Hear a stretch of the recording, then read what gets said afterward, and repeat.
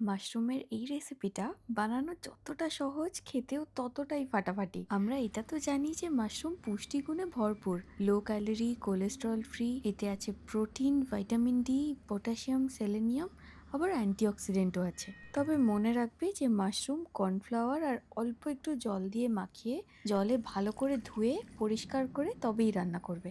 Cornflour না থাকলে ময়দা দিয়েও একইভাবে পরিষ্কার করতে পারো। পরিষ্কার করার পর মাশরুমগুলো ছোট ছোট করে কেটে নিয়ে এর মধ্যে অল্প নুন, চিলি অয়েল, মরিচ গুঁড়ো আর কর্নফ্লাওয়ার দিয়ে ম্যারিনেট করে রেখে দেবো 10 মিনিটের জন্য। এর মধ্যেই লাল আর সবুজ লঙ্কা, রসুন, গাজর, হলুদ, লাল আর সবুজ বেল পেপার আর অল্প একটু পেঁয়াজ চপ করে রেখে দেবো।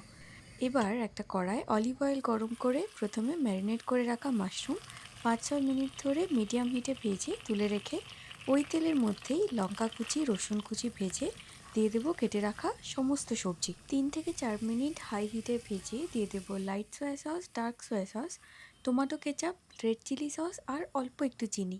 একটু নাড়াচাড়া করে ভেজে রাখা মাশরুম দিয়ে ভালোভাবে মিশিয়ে নামিয়ে নিলেই চিলি গার্লিক মাশরুম একদম তৈরি।